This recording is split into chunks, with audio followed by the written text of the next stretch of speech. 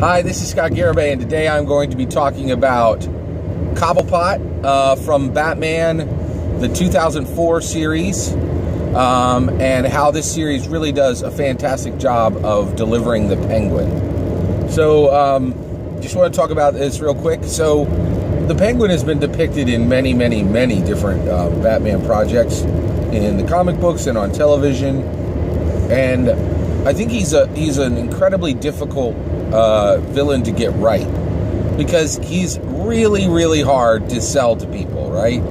He's a short, big guy with an umbrella.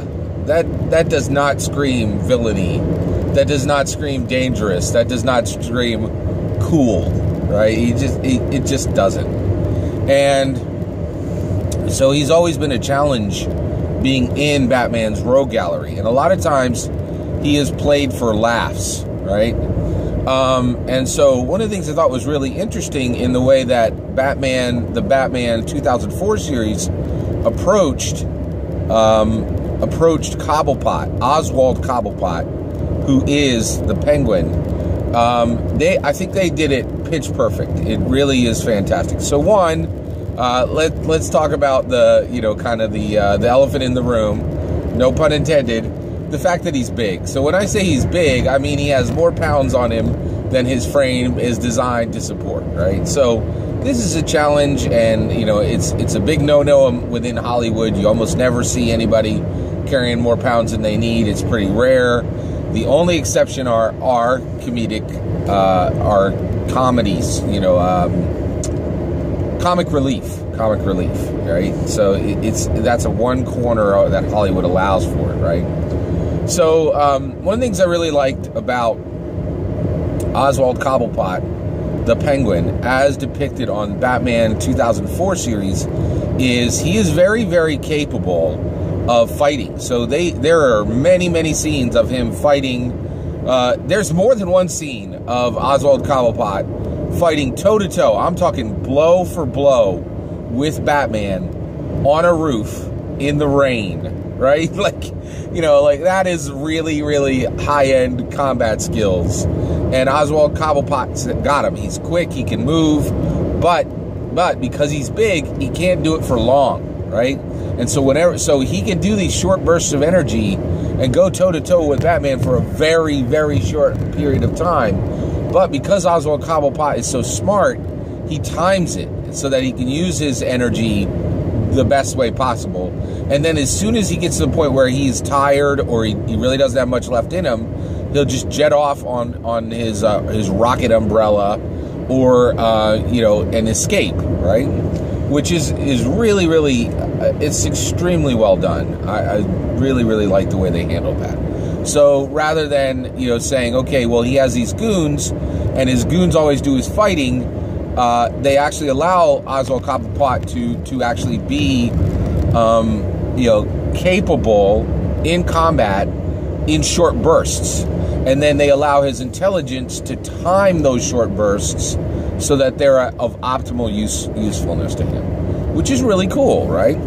The other thing I really like about Oswald Cobblepot that is perfectly captured in the Batman 2004 series is I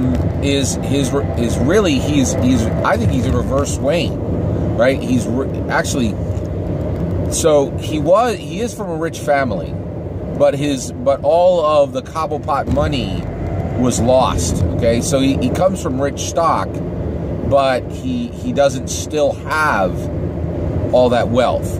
But since he is a villain, he has hoarded enough so that he can fund these very high-end devices that he uses.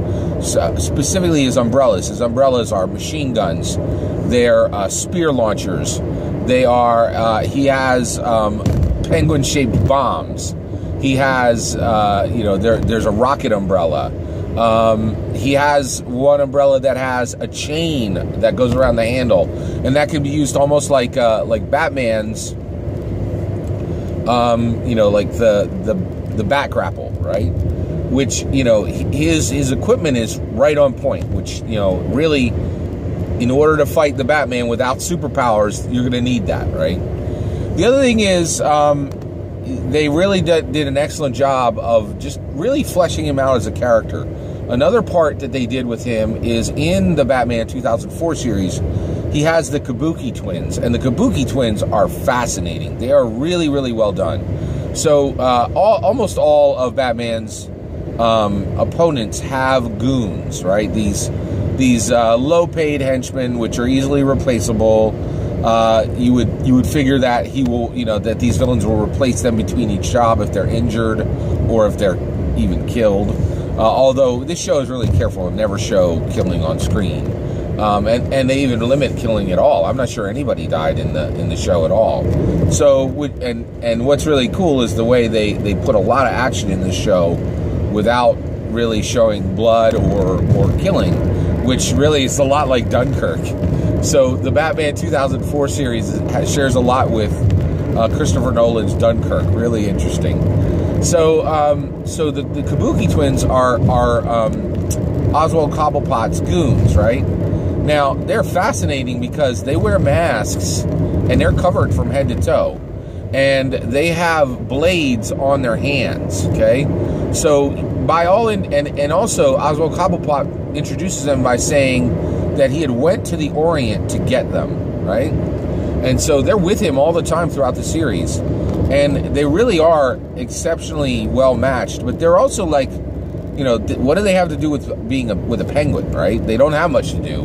And so they're just this one point where they're saying, hey, I am the penguin, but not every single thing has to be penguin oriented, right? So it's really, really neat. And one of the other things about the Kabuki twins that I think is absolutely fascinating is they are never, ever shown to be human, right?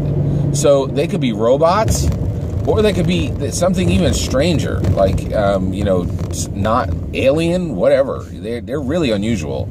And they're just a part of Oswald Cobblepot's mystique. Like, he's just like Batman in that he has these things that he brings to bear that have cost a lot of money and a lot of time and a lot of configuration, right? And it's really, really quite interesting, right? Now, I do want to talk about comic relief. So, it is just an absolute, like, there are laws of Hollywood that they never break. And the Big People Are Comic Relief one never, ever goes away. It's just almost a constant, right? And so, it's just one of these things where, it's a problem, right? So, I think there might be one or two exceptions, but generally, this is a rock-solid rule. And so, what happens with Oswald Cobblepot from a comedy perspective? He is used for comedic effect, but the amount that it's used is like maybe 5% of his character. And the person, whoever is writing Cobblepot, they really use him well. So, like, he has all these great lines in the show where he will kind of drop, like, his shtick in the show is that for like 5 or 10 seconds, he'll just drop the act of, hey, I'm a supervillain. And he'll just talk like a normal person. But he does it at times that will surprise you. And it just comes off so funny. And also, I have to say, sorry I didn't get the name, but the person who does the voice acting for Oswald Cobblepot, spot on. Best penguin in any format. Whether that's print, film, television. I think he just does a fantastic job of really voicing Oswald Cobblepot and getting him right. So I just want to tell you one example of one of these funny lines that he had, and then and there are probably a half a dozen to a dozen of these, but there's a point in the later seasons where there's a supervillain who is capturing all the supervillains and then putting them into cages, right? And he's much more wrathful, and it's not wrath and scorn, but he's much more scary to the villains than even Batman, and that's saying something, right? And so Batman goes to get Catwoman to stop Catwoman from stealing something, and Oswald Cobblepot shows up there, and he's like, "Oh, hey, Batman," right? And he's like, "Hey, you caught me. Take me into custody. I better go to Arkham now, right? Or Gotham Penitentiary." And it's just so funny because he's clearly frightened, and he wants Batman to take him into custody so he won't get captured by this other villain who is, you know, doing everything he can to harm all these other villains. And so Batman doesn't just kind of gives him a, you know, a raised eyebrow, and he goes, "You better take me in, or I'm going." It's such a great line. He goes, "Or Gotham will suffer some cruel, ironic, bird-related fate." Right, and it's so funny, and that's just it. Is his lines are so well timed, and so well crafted, and so perfectly delivered by the voice actor that Oswald Cobblepot is an absolute highlight of the Batman 2004 series. And honestly, I think he's, you know, I got to the point where I was really looking forward to Oswald Cobblepot's particular episodes, and I feel like in every other Batman format, Penguin is used as a denouement, right? Like he you know, you have those ups and downs, those peaks and valleys of action, and like you know, so in the comic books they'll go, you know, Joker, Mr. Freeze, and then be like, oh, you know, Batman needs a break, put him against Penguin, right? And here in the Batman 2004, Penguin really delivers as a capable, dangerous villain who also just has the tiniest self-awareness, right? Which is like really unusual in a supervillain. And I just was delighted by how perfectly the Batman 2004 series gets Oswald Cobblepot. He's a great villain, and this is a fantastic show. Definitely check it out if you get a chance. Take care, everybody.